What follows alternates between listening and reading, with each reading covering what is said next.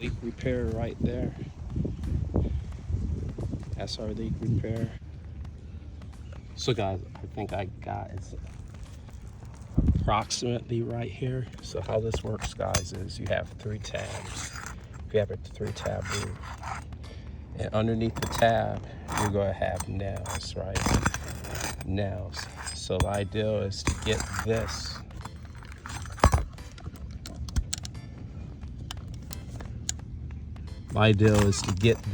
up underneath the nail, guys. Press down, get this underneath the nail, guys. Are you gonna be able to see this? Get this underneath the nail. Okay, you see what I'm doing? And you're prying up, okay? Pry straight up and take that nail out. And you're gonna just carefully pry these up and find the end of the tab. Pop these nails out, okay?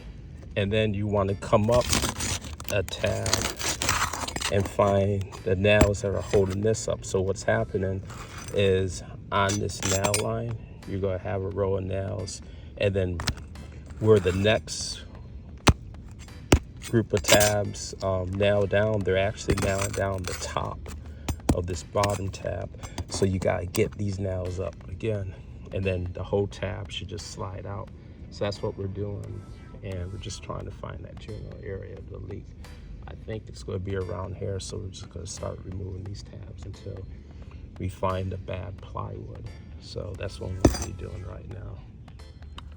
Okay guys, once you get one row off, it becomes a little bit easier. So I just took that off and that off.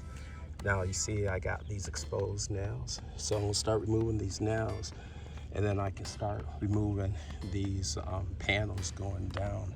It should be a lot easier because as I remove this panel, it's gonna expose the next row of nails, and I can just keep removing nails and keep removing panels and exposing the underlayer. So that's what we're gonna do now, okay? I got 2 tabs to remove, and now I'm gonna just come down and find that rotten piece of plywood that we saw yesterday. So that's the plan now. So guys, this only took a few minutes. So after some digging, we found where our damaged plywood is, guys, right there. I thought it was further up, but we do have some damage there. What we're going to do now is, now I forgot to tell you, if you're going to be replacing shingles, guys, what you can do, it's going to make it a lot easier, is you can just pull up these shingles and then remove the nails afterwards. And that's only if you're going to be replacing the shingles. Just go ahead and remove the shingles first, put it to the side, and then you can come back and pop the nails up. That'll be a lot easier if we're just going to be replacing shingles.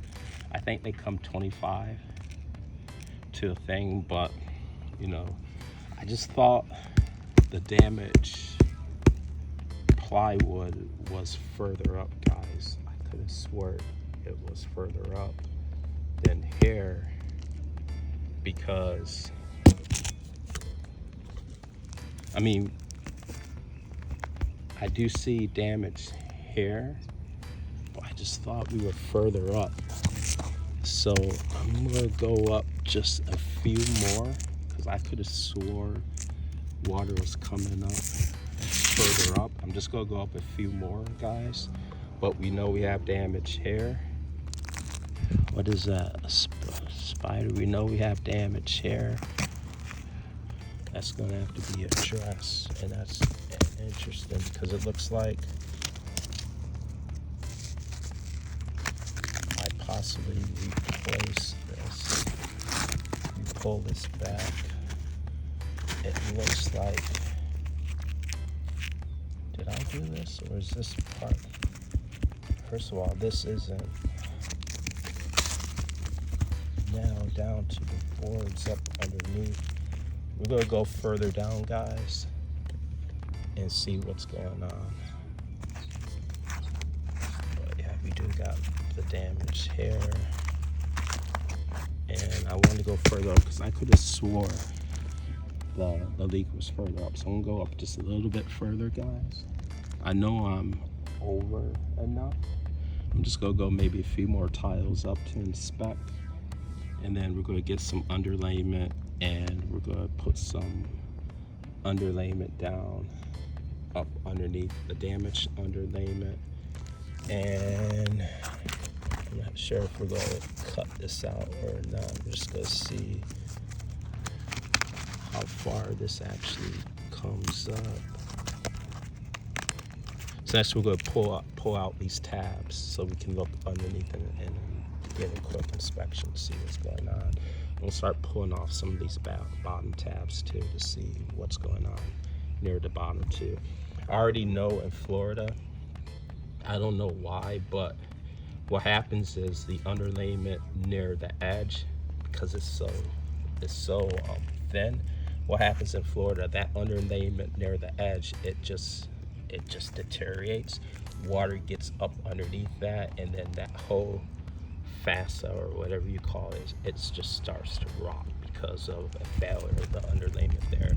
I don't know why they don't go heavier or do some type. Right now what I see them doing is they'll do the underlayment all the way down to the drip edge, and then they will put some of that roof cement on near the drip edge to try to keep that from happening.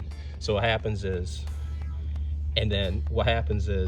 when this underlayment fails and water gets underneath that drip edge, it starts to eat away at the wood, and then when we have a windstorm, there's nothing for that facet to attach to, and that's how you start getting, the fast, it starts coming away from the roof during a windstorm or a small hurricane because of the failure of this near the drip edge. But let's continue on and see what's going on here. Okay guys, so once you get the hang of it, it's just removing a bunch of nails. Once you get the hang of it, it's just removing a bunch of nails. You just want to make sure you get all your nails removed.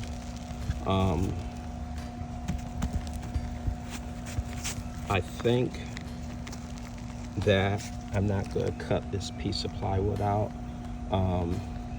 I think because the plywood is to keep your shingles down, and I think I have enough room here, and possibly I can move one over, just looking at where the nails were lined up. I mean, the roof is going to have to eventually get replaced, right? But just want to I think I can nail this down a little bit further, I think we can, nail this down and try to keep this down from coming up, guys.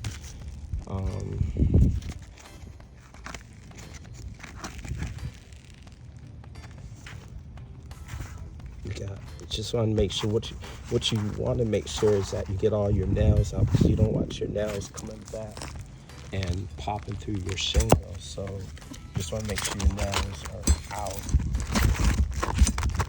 of the plywood, guys. So just check the plywood, make sure you get all the nails out. And we're going to come back, and now there's a nail there, guys. Make sure we get all these roofing nails out of this plywood. And we'll come back and try and nail that down, guys. So what we're going to do now is I'm going to go get the underlayment. So the way it works normally, when it rains, the rain hits here, right? And it rolls down onto the bottom shingle, right? And it just keeps rolling down. You see how the shingle on top is overlaid, so as the rain comes down, it comes to this shingle here. So the problem is when somehow the rain gets through the shingle, maybe like right here possibly. It gets through the shingle, and then what's supposed to happen is we have this underlayment here, right?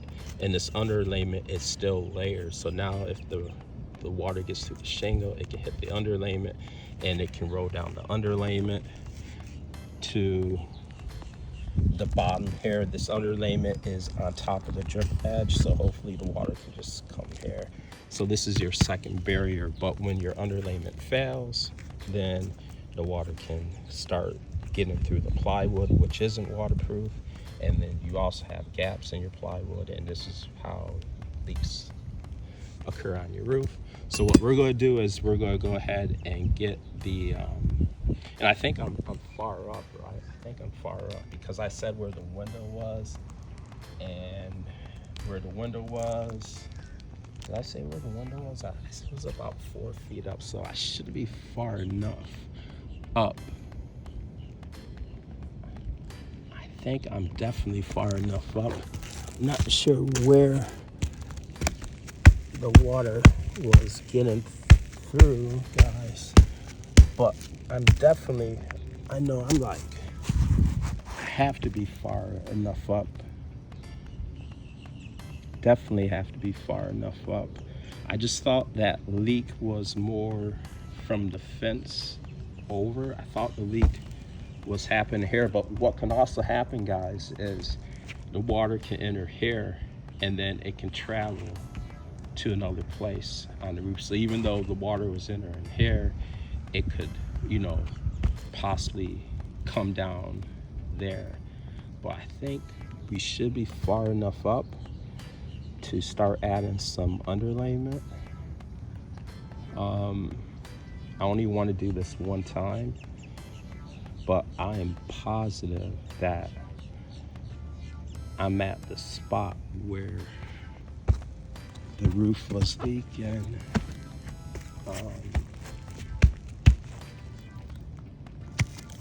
We do see a hole there, but that's where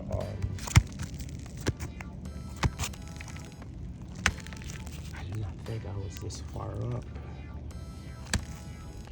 I mean, I can go up one more just to be sure, but these look pretty good. These look pretty good. Remember, I said wherever the window was, I can't figure out where it's hard to figure out where I think the window is like right here and right there. I think we're good, guys. We'll know. It's supposed to rain all this week, so we'll know if we're going to know if I didn't go up far enough. God, I hate to do this more than I hate to do this, and it's still freaking leaking. Maybe we can go up one more. Maybe we can go up one more, but I'm positive I'm up high enough. These look pretty, well, you can never tell. I mean, these shingles look pretty good. What's going on here?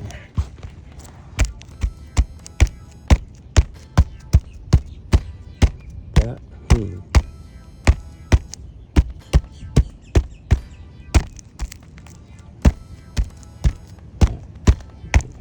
can't, because I'm not a roofer, so I don't know what a bad hit is compared to a good hit.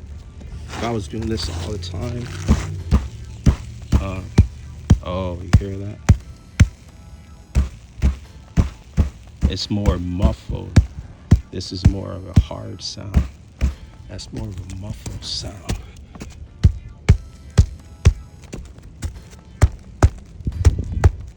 Hear that?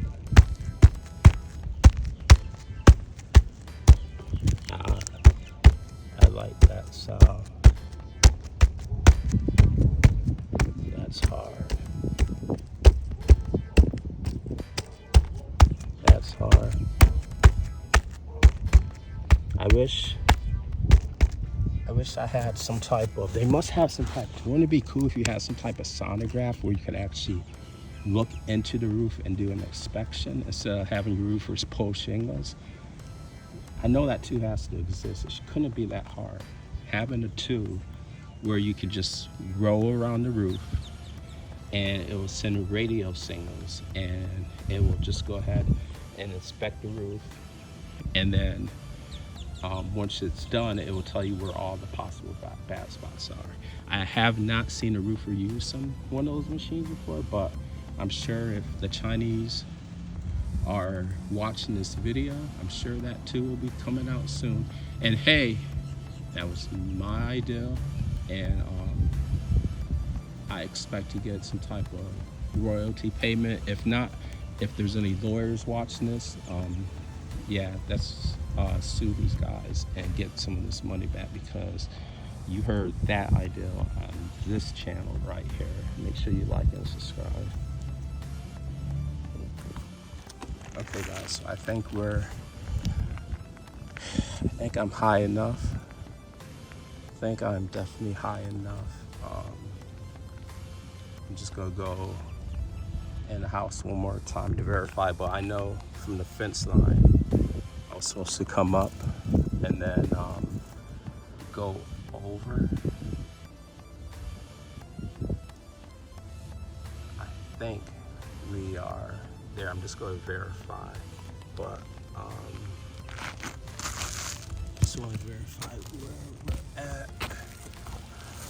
So we're almost at the from the first post. I would say go over one, possibly two panels, and then from the fence line, and then definitely I'm 5'10", so definitely 6 feet up, which is 60 inches, and then I went over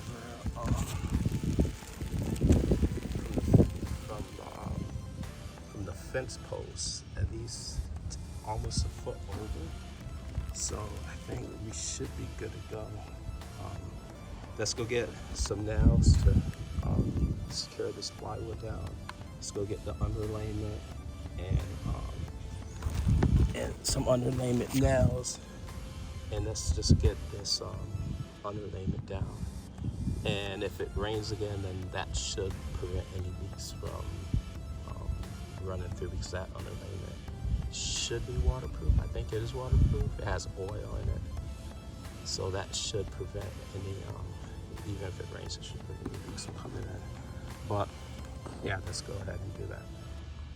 So guys, we're gonna overlap at least 6 inches. I mean, that looks about 6 inches. So we're gonna get 3 pieces of underlayment, and I measure it from there to over there. From there to there is 79 inches, so let's cut 3 inches. 3 pieces of the underlayment, about 79 inches in length. And let's get some nails to nail down the underlayment, and let's get some nails to nail down that plywood there.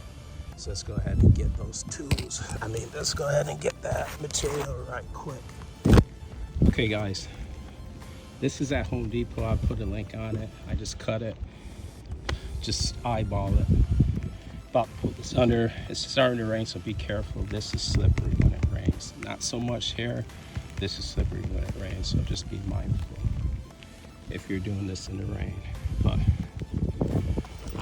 what I got here is, so we got these nails here, and then I'm not a roofer, but these are galvanized nails, so we're going to use that to try to nail down that plywood and get this in place before it rains any harder. So guys, just take your time with this. You see how I just press this new underlayment up underneath, and if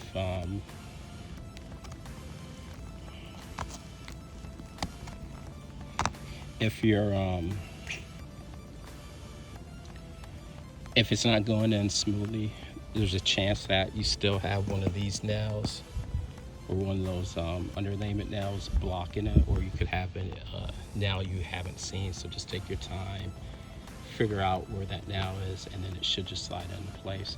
So I'm going to go ahead and slide the other two in place, and then on the bottom We're going to use some of this right here along the drip edge to kind of hold that into place. Try to clean that drip edge up a little bit and then use that to hold that into place. And then we got two starter strips, and then we can start nailing this down, and then we'll go get our shingles and two starter strips and button this back up. It's starting to rain just a little bit, but no worries. We got this right here to protect us. Okay guys, so we got our underlayment down. We layered it, I don't know, about 6 to 9 inches. And there's probably code on these. So those are to keep this in place in case these get damaged and blown away. Those will keep this underlayment in place. The original put back on. But anyways, and then I took some of the cement here. That cement there, I put underneath the underlayment by the drip edge, so I just put a line there.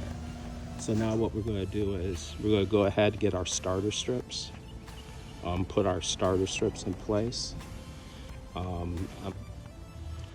So we got our work area cleaned up, guys. Now we just have to bring our shingles up. I brought a roofing gun at Harbor Freight. I don't use it often, but when you do use it, it really comes in handy.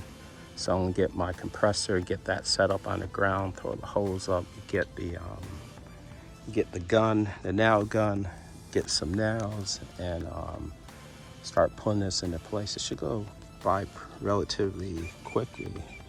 We only have 2 starter strips that we took off, and then start putting up the shingles. Hopefully I have enough shingles. I didn't count the number of shingles we took off, but hopefully we'll have enough. I know I have at least one case and one bag, or one case and maybe a half.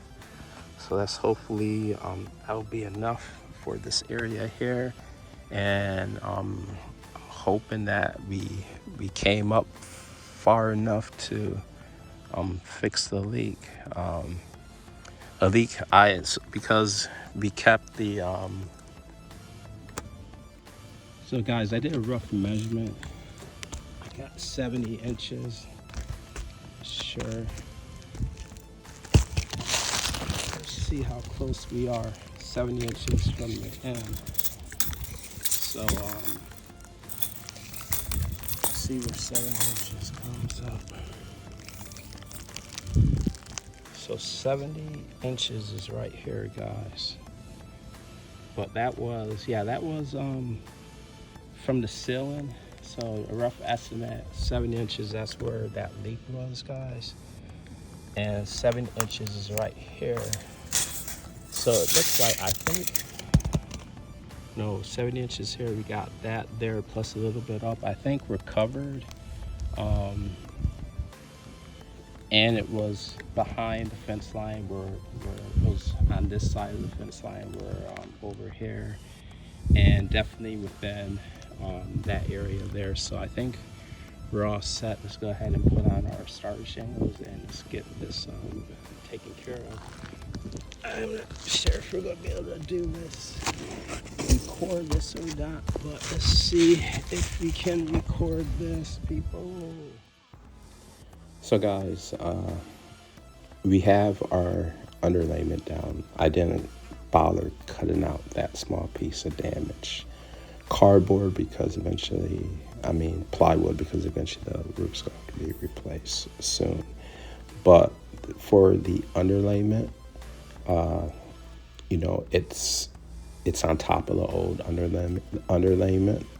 So what I'm doing is I start from the top, and then I'm basically overlaying. So you start from the top of the roof, you lay down the underlayment, and then the next piece slides up.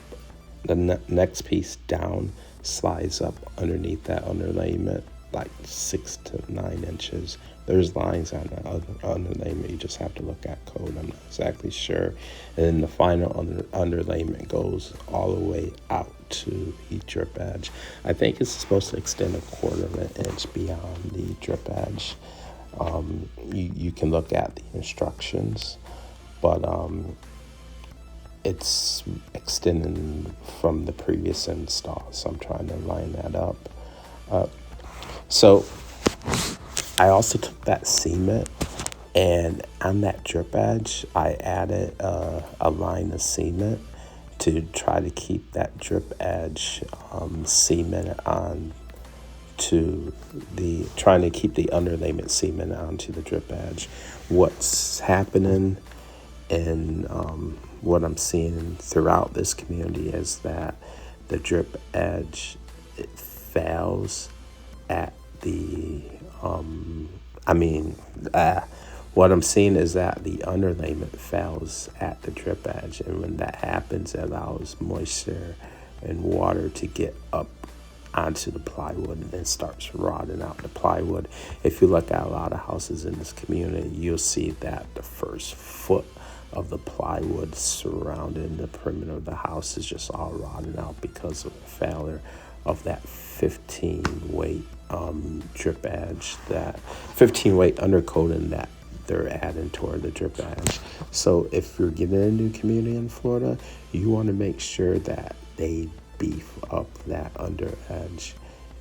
They beef up that drip edge near your, God, I can't talk today.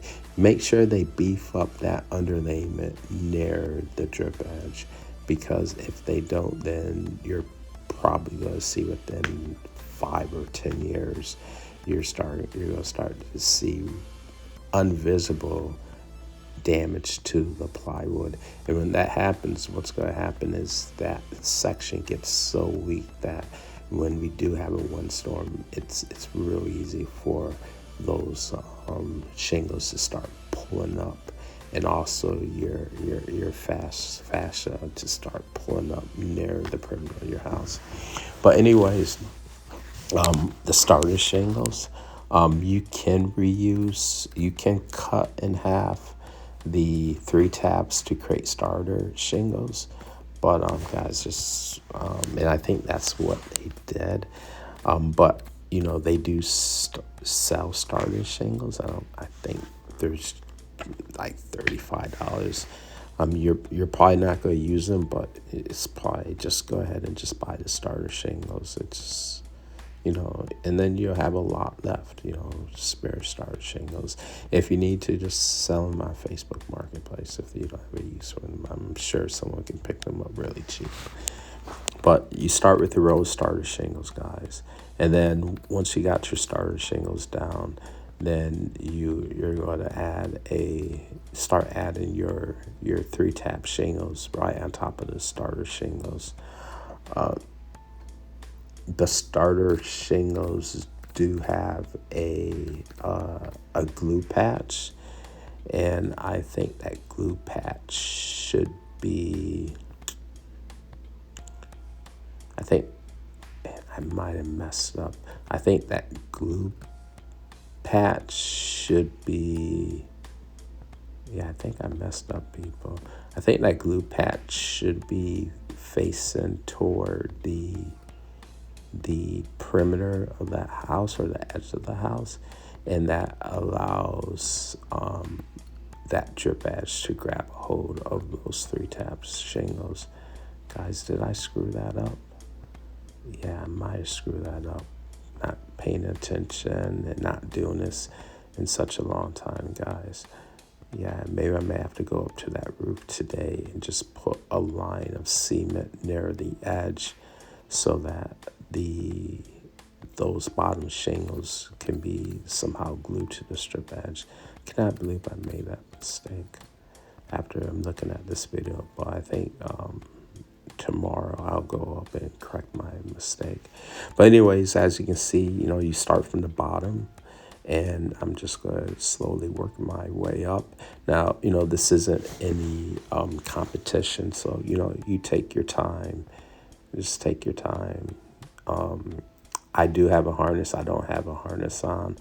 I think I've been up on the roof so many times that I've just gotten comfortable on the roof, and my fear of heights near the edge of the roof is slowly gone away. When I first went up on that roof, I was like terrified. I couldn't move, and definitely couldn't sit by the edge of the roof, even though it's a one story. My body would not allow me to get to the edge of the roof, even on a one story. But I kind of got rid of that fear. I guess when you do something over and over and over again, it just becomes normal. So I guess that's why when you see people on two-story houses walking around like it's nothing, they've probably just done it so many times that it just seems natural to walk on a two-story, and the fear is no longer there. But make no mistake, people, whether you're on a one-story or a two-story, you should always wear a harness. But anyways, yeah, we're just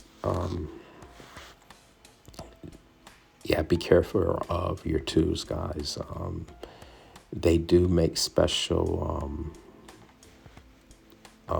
whatever you want to call it. They do make special tool holders that wrap around your waist to keep your tools from sliding off the roof. But just be mindful that, you don't want your hammer to slide off the roof while your wife or your girlfriend or your kids are playing below. So you just want to be mindful of your tools. I know there's no one by the roof where I'm working at. So if it does slide in, there's no one for that hammer to hit. But again, be mindful of your tools sliding off your roof. And then,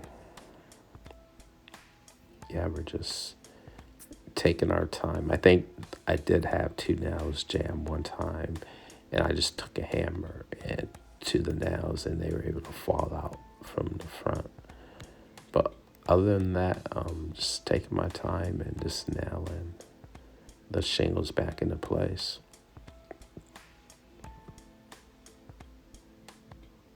I wish I could. I'm using iMovie. I got to get a new app. It only allows me to speed up the movie twice as fast. I wish I could speed this up a little bit more, but can't do that.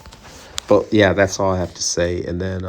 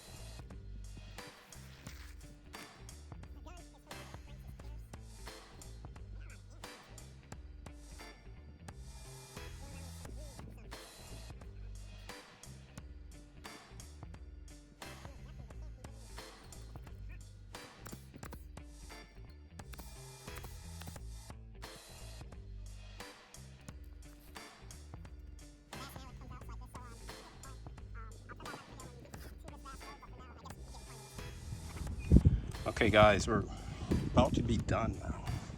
Just a few more shingles. So now at the top, guys, remember, once you get near the top, you're gonna have to slide the shingle up underneath, right? So this is gonna slide up underneath this, guys, right?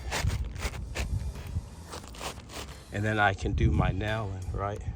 But then the next one, I'm gonna have to lift these up, okay? So I'm gonna have to lift this up, and this up when I get this shingle going through. And remember, you're gonna have to lift up the last pair, because remember we took these out. So that last shingle goes here. We're gonna nail this one in, right? Then we're gonna put this row of shingle in, right?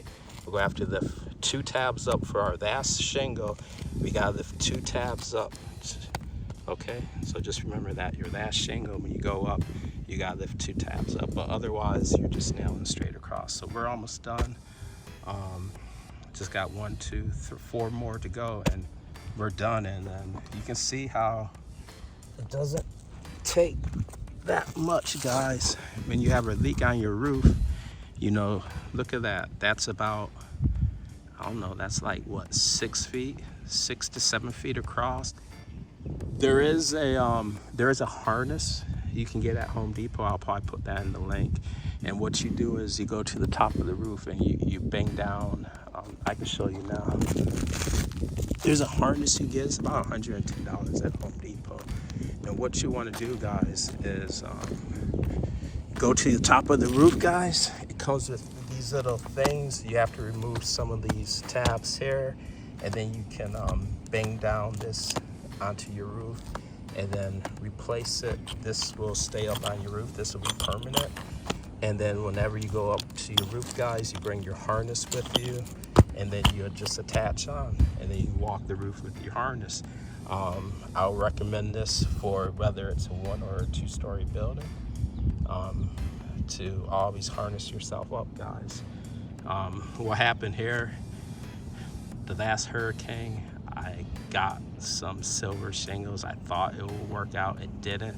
So I got some roof paint. I painted. It just turned out to be a disaster, guys. So guys, we're wrapping up. As you're wrapping up, remember safety. Safety first, guys. Safety first. Safety first. There's our leak repair right there. That's our leak repair. And you can see, been doing quite a few repairs on this roof. As the shingles come up, we replace the shingles, guys. Just like what we did over there. I can see it.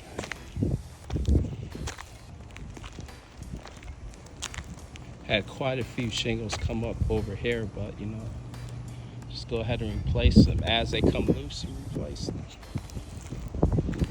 As the shingles come loose, you replace them. Now, unless it's like a leak where you're going to be taking up a lot of shingles, you really don't need underlayment. You just put down, you know, remove the damaged shingles and put down the new shingles, guys.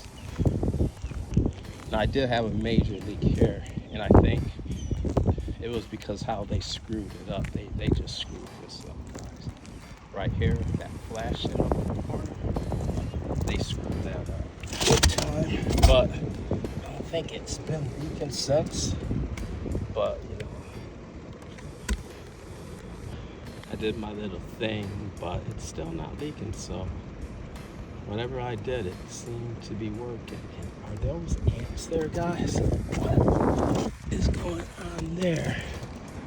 Ants, guys, ants. So